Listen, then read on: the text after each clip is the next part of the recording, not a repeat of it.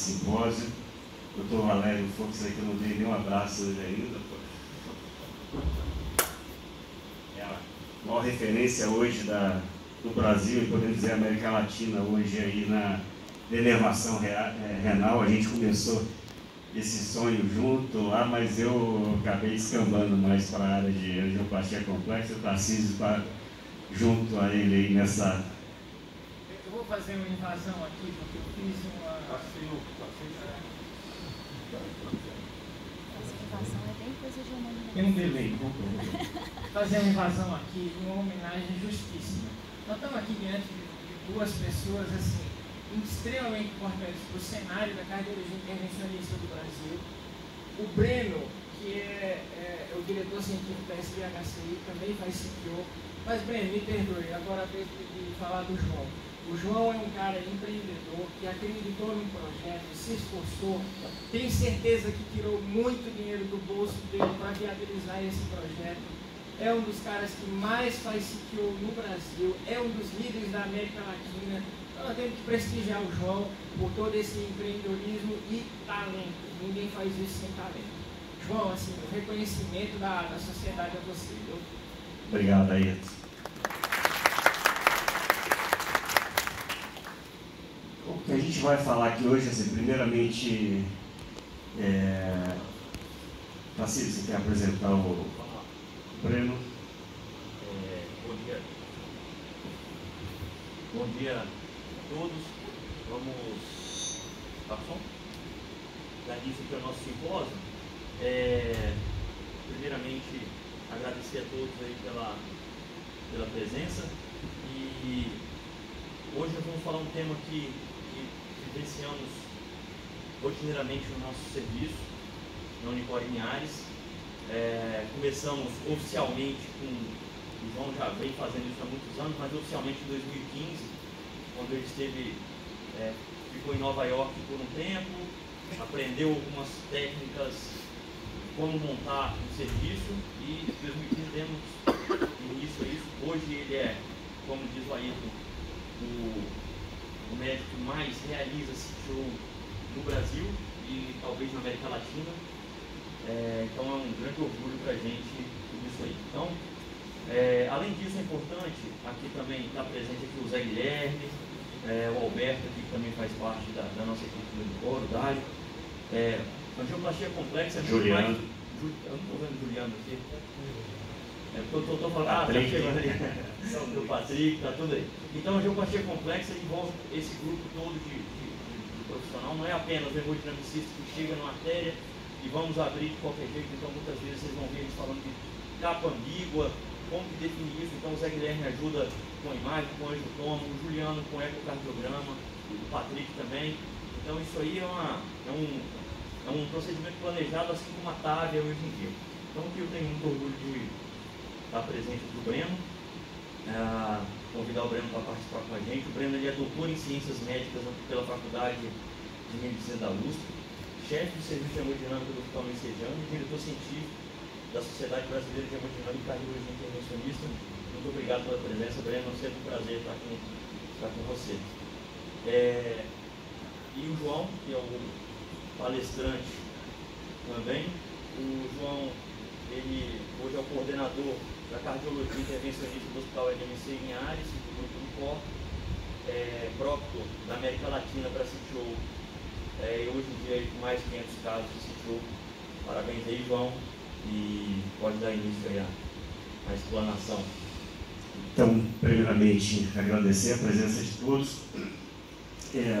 O Breno é um irmão que eu fiz, assim como o Espírito Santo é o estado do meu coração e que eu escolhi para viver. Nasci em Itaperuna, interior do Rio.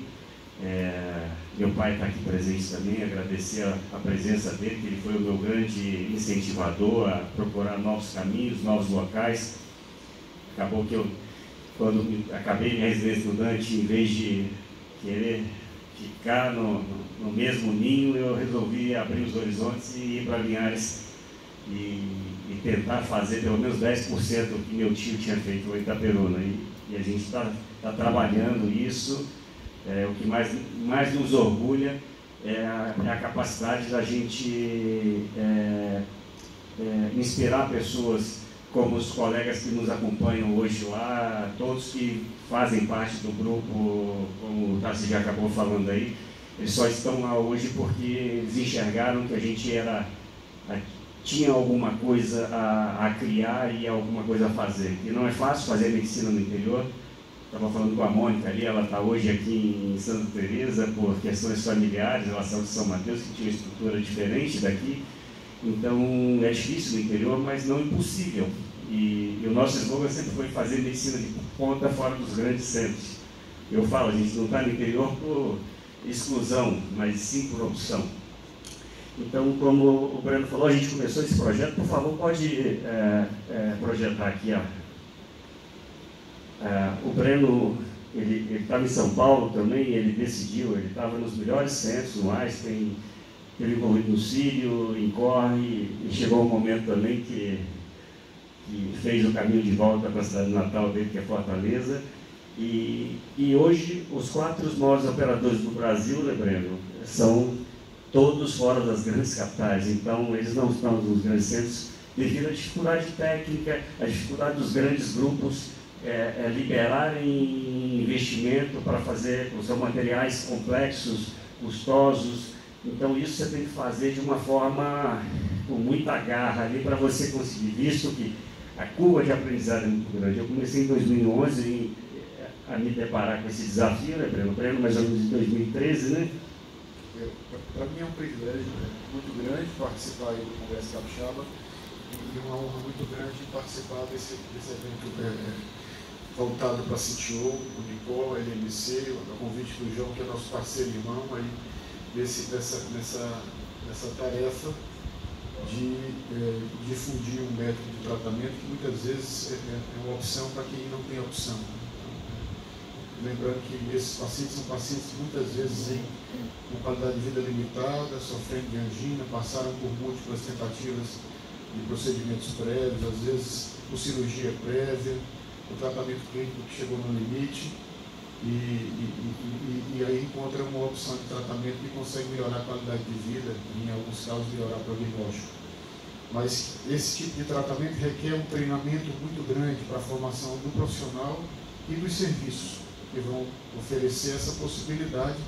E isso só acontece com muito envolvimento, né, não só do operador, mas de todo o time por trás. E realmente, o João está de parabéns em vários aspectos. O serviço estruturado para essa finalidade vem servindo como referência no Brasil e na América Latina. Há 5 anos nós começamos um curso para treinamento de operadores e hoje isso serve de modelo. Muitas empresas da área de intervenção procuram esse modelo, esse formato de curso para treinar operadores, inclusive de outros países. E essa é uma área que vem em crescimento exponencial, com muita responsabilidade, no sentido de segurança do procedimento, e ao mesmo tempo com aumento de eficiência, de fato, para entregar ao paciente e à expectativa do médico o que o paciente realmente precisa, que é uma melhora de qualidade de vida e em muitos casos, uma melhora prognóstica. Acho que o João vai falar um pouco aí do que é que a gente tem hoje de evidência por trás do procedimento e do racional que a gente usa para tomar as decisões. Breno, então, a gente, aqui nessa sala, qual médico indicaria esse paciente para fazer uma angioplastia, visto que ele já foi...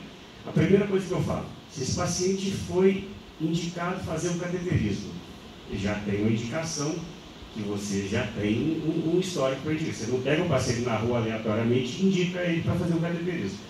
Então, esse paciente possivelmente tem uma prova funcional positiva, tem bastante sintoma, por isso que ele vai falar, nós não estamos querendo discutir se ele vai ter uma melhor mortalidade, se pode ser criado para um ou outro tratamento, mas quem aqui na sala trataria esse paciente se ele tivesse todos os critérios como sintoma, isquemia? Levanta a mão, por favor, quem trataria esse paciente? Cadê a esquerda? Esquerda normal, Pode. Coronal esquerda normal, é uma lesão única. Mas o meu questionamento é justamente esse aqui. o cardiologista ele aprendeu desde cedo a ver o filme de coronariografia. E junto conosco, quando vocês chegavam para a gente discutir um caso, isso aqui acontece em 15% dos pacientes com doença coronariana que fazem o cateterismo. O que a gente falava para esse paciente? Ó, tem colateral, não faz nada, toma remédio, ou se tem outras lesões na descendente anterior, principalmente no ouvido, é um caso cirúrgico, acabou a conversa. Ou tratamento medicamentoso.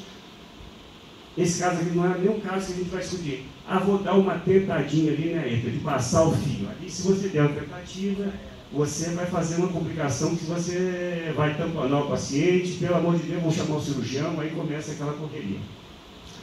Isso que a gente tem que ver hoje.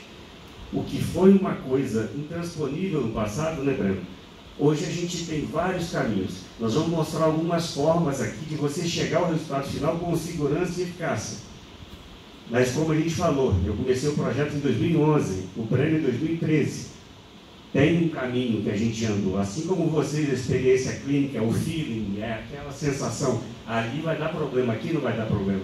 Então você já olha para o paciente que já chega da forma que ele está andando no seu consultório, você já sabe que esse paciente, a patologia que ele pode ter. Então, eu acho que isso é importante, é o quê?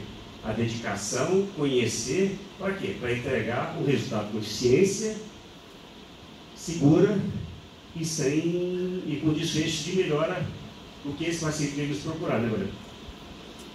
Eu acho que você vai falar muita coisa do fundamento do procedimento, né? Mas a gente tem que ter em mente, né, o tratamento da doença coronária estável, né, com isquímia, né, cura de lá atrás, até massa. Esses pacientes eles têm um prognóstico, de uma maneira geral, bom prognóstico, sobretudo quando tem função ventricular preservada, né, como é o paciente típico do isquímia. Mas, e não se conseguiu demonstrar benefício de endpoint rígido, morte, sobretudo morte desses pacientes, nessa população de pacientes de baixo risco, pacientes que têm ventrículo preservado, pouco sintoma, independente do grau de isquemia. Mas quando a gente olha aí para a doença coronária mais complexa, né, pacientes com oclusão crônica, enfim, esse é um subgrupo muito à parte. É um subgrupo em que o potencial de, por exemplo, prognóstico negativo no infarto em uma artéria doadora de colateral, ele é muito grande. Né? Quando a gente olha os registros de pacientes tratados com oclusão crônica e compara os pacientes bem-sucedidos com aqueles que não foram tratados ou com aqueles que tiveram falha, aparecem alguns sinais que nos fazem crer da possibilidade de um benefício prognóstico, mas que precisa ser melhor explorado no desenho de estudos randomizados, onde a gente ainda tem pouco estudo randomizado por esse perfil de paciente. Mas o que é nítido é o potencial de melhora da qualidade de vida. O paciente tem uma coronária direita como essa, enorme. Né? Se esse paciente tem um infarto na descendente anterior, a chance dele morrer no infarto é muito alta. O impacto é não só na parede anterior, mas na função global como um todo. E se esse paciente está sintomático, e um late-stal bom como esse, um operador, a gente teria, como o João colocou, fazendo um comparativo com a primeira angiografia. Se esse paciente está com qualidade de vida limitada, se esse paciente tem algum prejuízo de função ventricular, tem sinais de viabilidade naquele território, o serviço dedicado para tratamento de CTO consegue oferecer uma chance de sucesso na intervenção ao redor de 90%, 95%, que é uma coronária direita como essa, calibrosa, porque você tem várias estratégias que podem chegar ao sucesso. Então, por que não considerar essa possibilidade e oferecer isso para o paciente? Essa é a questão principal. E esse, né, Breno, é o que a gente já passou por essa curva, esse é o início da vida de um serviço que está começando o trabalho. Ele vai ter no máximo 60% de sucesso de tratar esse paciente. Por isso que é difícil o administrativo, a Adriana está aqui, a Thaís está aqui, que são as pessoas do nosso time, porque no início você é totalmente estimulado por todos. Quando eu falava que eu tinha quarta-feira é o CTO Day lá no nosso centro. Então, quando eu falava que ia ter o CTO Day, o Tarcísio reclamar, putz, vai ter um paciente com possível possibilidade de complicação, 5 horas de sala. A Adriana, meu Deus, vai gastar uma fortuna no paciente do SUS, que a gente providenciava isso, o investimento que fazia para ter esse paciente. Então, era uma loucura. Só que isso aqui é muito importante. A complicação é muito alta no início e o sucesso muito pequeno. Só que essa curva, que nós começamos de uma forma mais fundamentada, né, em 2015, ela chegou a isso, 95% de sucesso e com complicações de uma forma muito bem controlada, porque você tem que se aprimorar. Se você perforou um vaso, você tem que estar habilitado a tratá-lo na hora, embolizando, ou colocando stent recoberto, ou outro tipo. Então, muitas das coisas que a gente aprendeu na residência a não fazer, a gente acabou evoluindo nesse caso aí. Então, existem várias situações que o hemodinamicista não vai querer fazer, né? Disponibilidade de materiais, taxa de sucesso, como eu falei, tempo, custo do procedimento, risco do procedimento. E muitos operadores não fazem treinamento por acharem os procedimentos mais arriscados e demorados e complexos do que os procedimentos convencionais, como aquela coronária direita, que era só passar um fio atraumático, você passa, dilata, coloca um stent e manda o paciente para casa, muitas vezes no mesmo dia. Então, você tem alguns benefícios de abertura racional de dilemas do sistema PCI. Esse congresso ele veio muito abordando a questão de isquemia, de o paciente que... A indicação é de vocês, a indicação é do paciente que chega com sintomas. Se ele tem indicação de fazer angioplastia, muitos dos casos, a maioria dos senhores aqui, clínicos, já indicou o paciente para fazer o procedimento. Então a indicação já foi feita. Mas nós não conseguimos, principalmente aí, por 3 anos atrás, 4 anos atrás, a gente não conseguiu passar um guia, não conseguiu passar um balão, não conseguiu passar... E a gente resolveu esse problema hoje. A gente transpôs. Nós somos operadores de CTO, mas a gente está criando operadores para angioplastia complexa, que vão resolver aquele problema com as nossas técnicas de uma forma segura, eficaz e com ótimos resultados. Então eu acho que é isso que veio para mudar.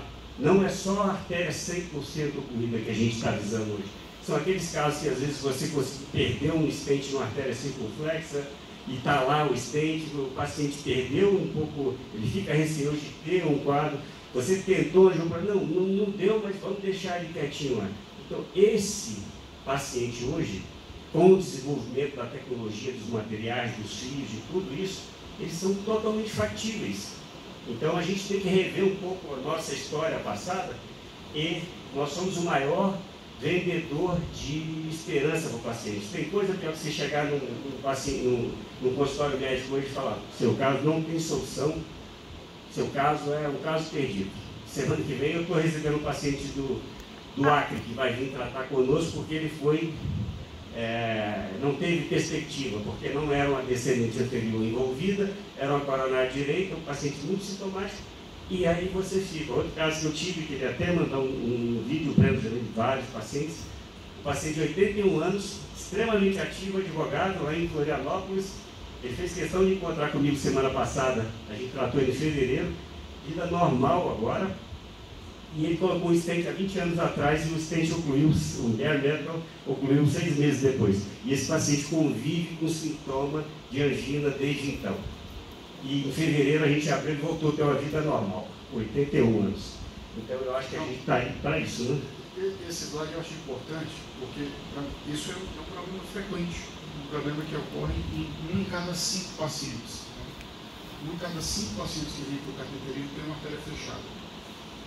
Eu não sei se o slide seguinte vai mostrar. Entretanto, o percentual de pacientes, o percentual de angioplastias realizadas em pacientes com artéria fechada é muito pequeno.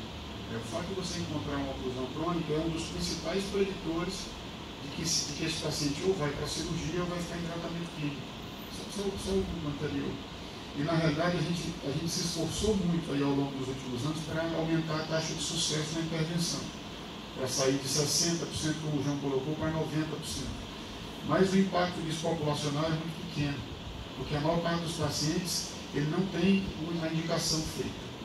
Então, identificar o paciente que se beneficiaria da recanalização, talvez hoje seja o ponto mais importante, ou a mensagem principal. Precisa ter um pouco mais de atenção e considerar essa possibilidade dos pacientes que estão sintomáticos ou com função ventricular reduzida.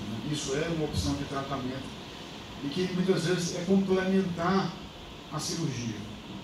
Muitas vezes o paciente já operou, tem uma mamária caviar e ficou uma coronária direita fechada, ou o paciente tem uma lesão isolada na circunflexa, ninguém vai indicar a cirurgia para esse paciente.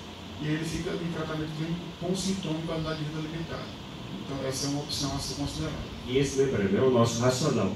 A gente vai acelerar um pouco, porque se a gente ficasse discutindo isso aqui, a gente ia perder mais tempo. Mas é isso que a gente vai abordar de alguma forma. É difícil você fazer um estudo randomizado com isso, por quê? Você vai ter uma oclusão crônica que a gente tem uma classificação de complexidade dela. JCTO, que é um score japonês, 0 a 5. 5 é muito difícil. 5 é muito difícil. E 0, em mãos experientes, é 100% de sucesso.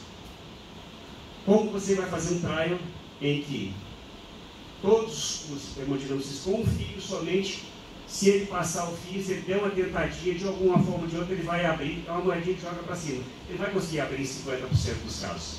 Um JCTO 0, principalmente. 0 e 1.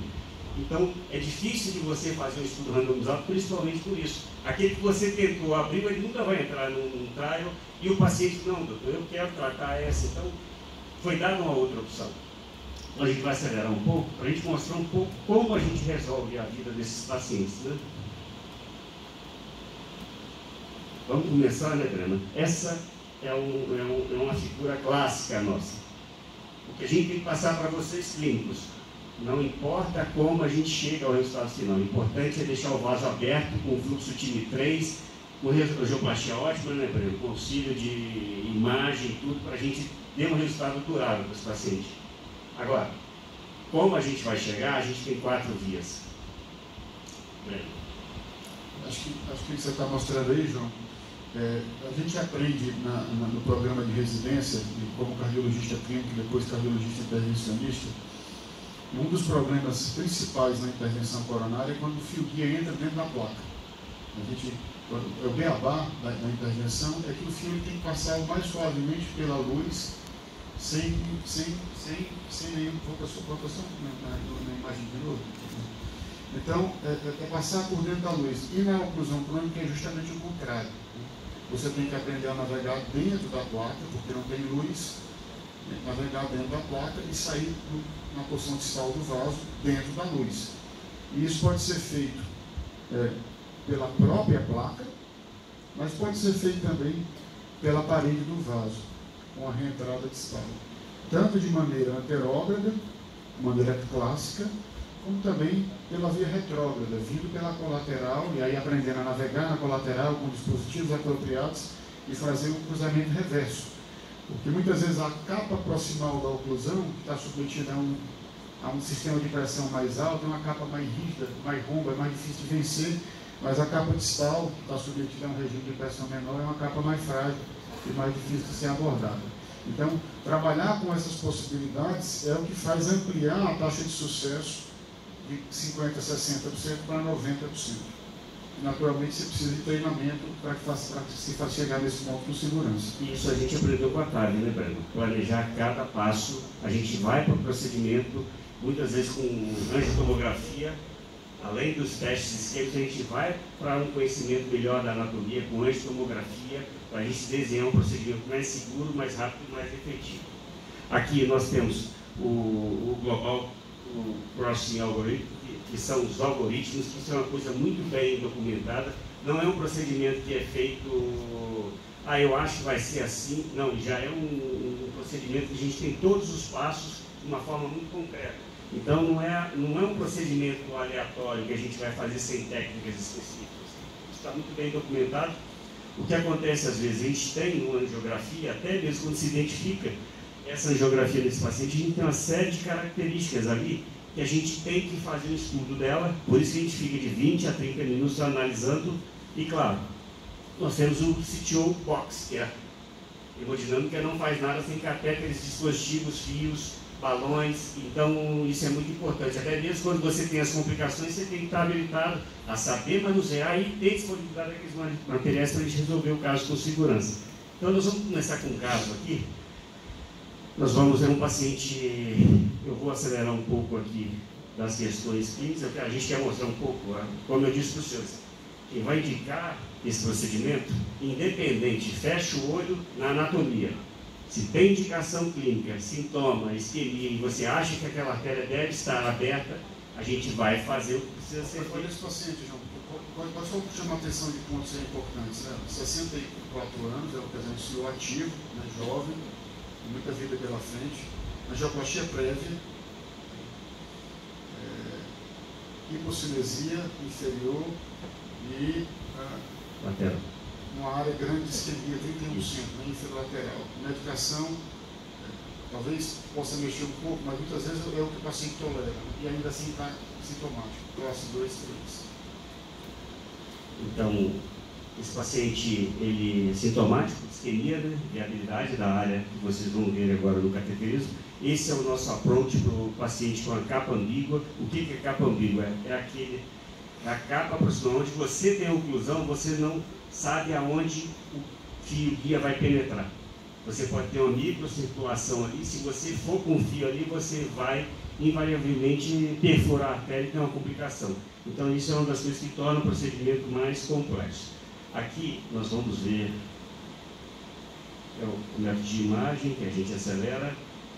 Esse aqui é a coronária direita do paciente, com oclusão total proximal complexa. E aqui a coronariografia esquerda. Esse paciente é um paciente da Bahia, que hoje ele virou um amigo nosso lá. Ele chegou em um quadro muito esquerdo, ele estava evoluindo, já levado clinicamente mais de 5 anos, e com piora recente foi edema agudo de pulmão, e esse colega me ligou lá para referenciar qual é o monte que estávamos conversando ali. Então, o paciente do SUS e nos referenciou no cateterismo, ele ficou com o gesto, optamos por tratar essa descendente anterior dele.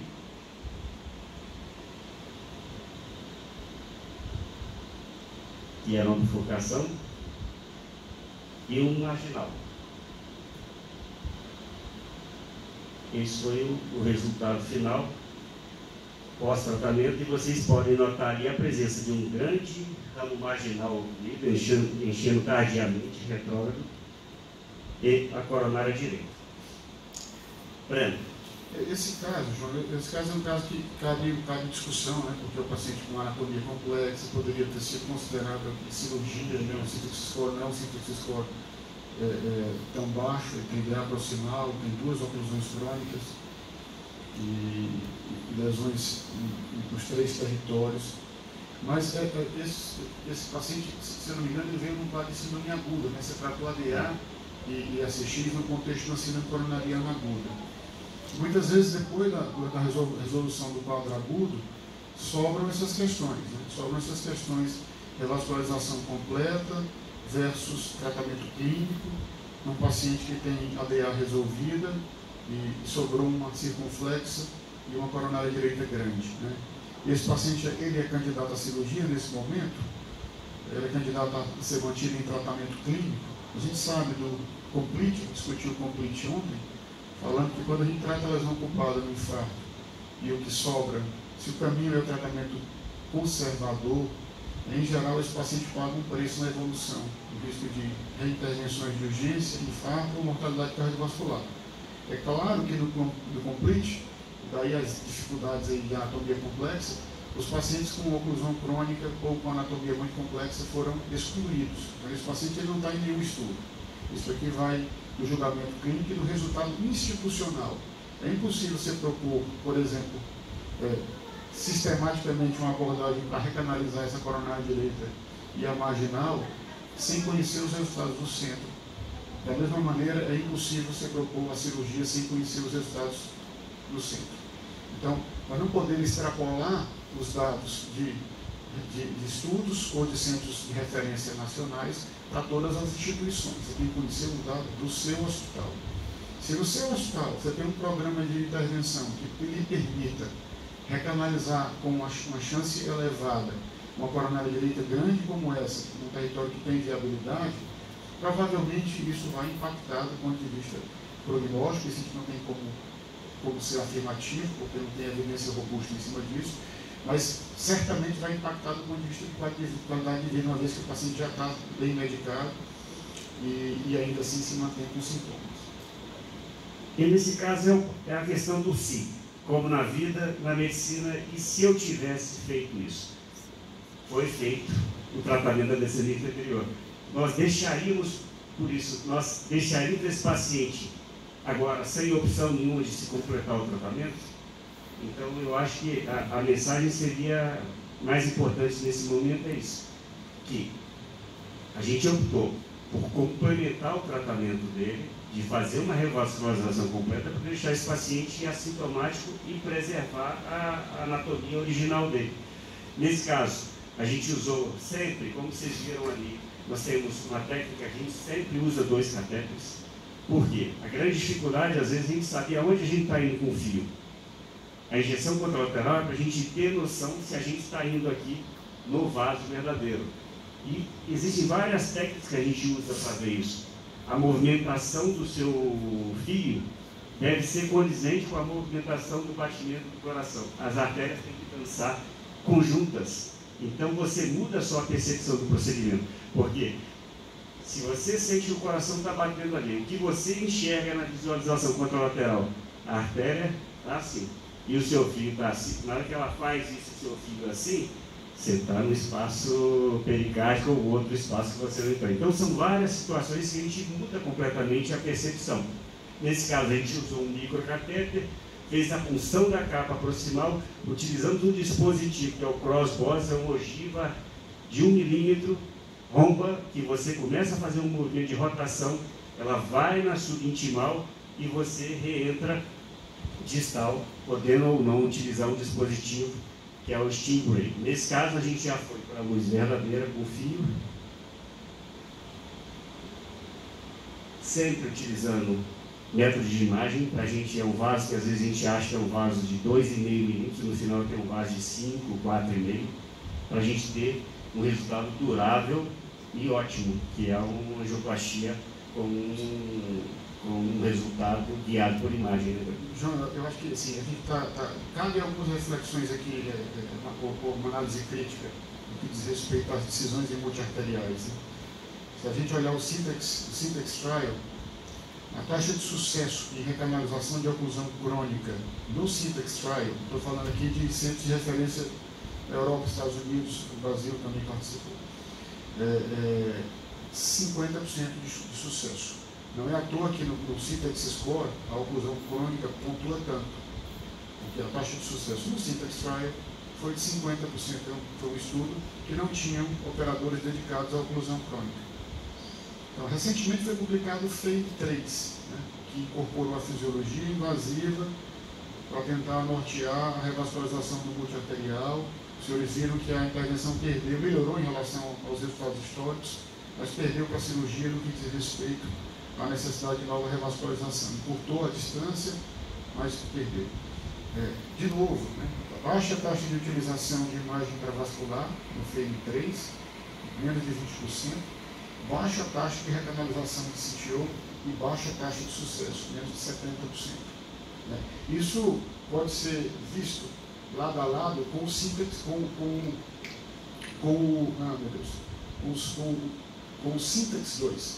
O Syntax 2 foi um estudo que pegou pacientes multiarteriais, guiado por fisiologia, utilizando imagem em centros com expertise em complexo PCI, e comparou aquele perfil de pacientes com o braço cirúrgico do Syntax 1 e com o braço percutâneo do Syntax 1. Não é um estudo randomizado, é um estudo por escolha de propensão. E os resultados do Syntax 2, braço que incorporou fisiologia, imagem e angioplastia complexa em centros experientes, com a taxa de sucesso para recanalização de CTO próximo de 90%, os resultados foram absolutamente superponíveis aos resultados da cirurgia. Então, quando a gente fala em tratamento de pacientes multiarteriais complexos, não é possível passar uma mensagem que valha para todos os serviços. Você precisa conhecer onde o paciente está sendo tratado e se vai ser oferecido a possibilidade de tratamento completa, né, e com que taxa de sucesso e com que grau de esmero, né, no que diz respeito ao resultado angiográfico. Nesse caso, a gente está na circunflexa já. Aqui tem um balão para proteger o hematoma, porque aqui nós estamos com o Stingray.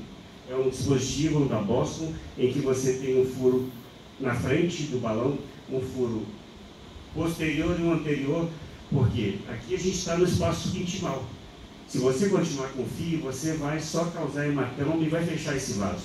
Então você tem que reentrar nele novamente. Então esse dispositivo ele nos permite, isso é uma das técnicas que a gente utiliza, sempre lembrando, esses pacientes que vão para a angioplastia, quando a gente atingir os 95% de sucesso, primeira coisa, esse paciente assina um informe consciente.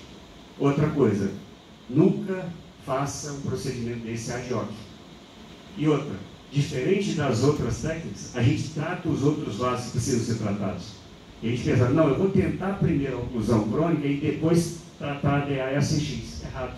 Trata a DA e a CX que a gente vai abrir a coronária direita. Por quê?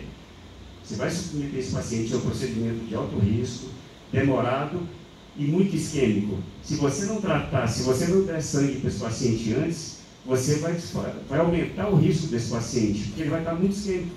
Então, trate o que precisa tratar. E outra coisa, é um paciente que na primeira tentativa, devido à possibilidade de se criar um hematoma, você perde aquelas colaterais no primeiro momento, elas ficam invisíveis, você tem que fazer esse procedimento muitas vezes em 2 tempos, até para a segurança do paciente. Então, na primeira vez, esse paciente tem uma chance de sucesso em torno de 75%. E na segunda chega a 95%. Né? Então, são coisas referentes a essa especialidade que a gente tem que falar e esclarecer para o paciente ter mais segurança. Então, explica um pouquinho.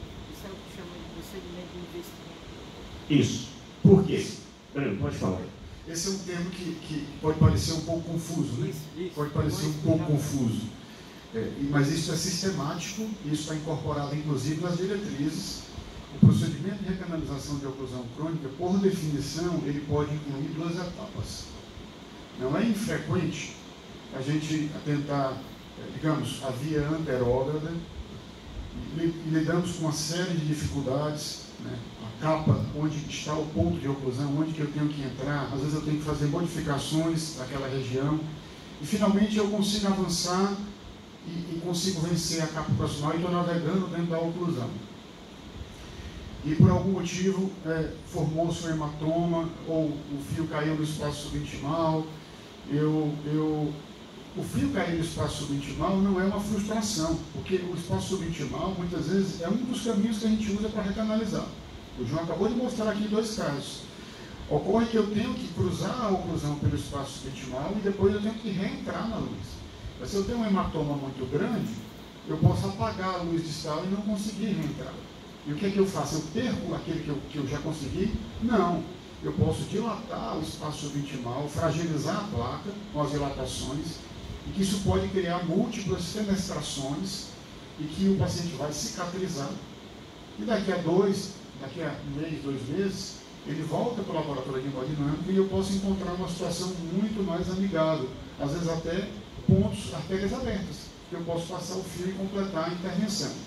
Isso vem muito como uma alternativa, sobretudo, para casos em que a via retrógrada é considerada arriscada. Vamos dar um exemplo da DA e CX, DA e CD, eu sempre tenho o septo, que pode me servir como via de colateral. O septo é uma via mais segura. Mas, por exemplo, na circunflexa, eu não tenho colaterais septais. Todas as colaterais são epicáricas. Colaterais epicáricas são frágeis e tortuosas. E muitas vezes o processo de recanalização dessas colaterais é muito arriscado. Eu posso resultar numa perfuração, num tamponamento. Então, é preferível interromper o procedimento com um investimento, dilatando todo o trajeto.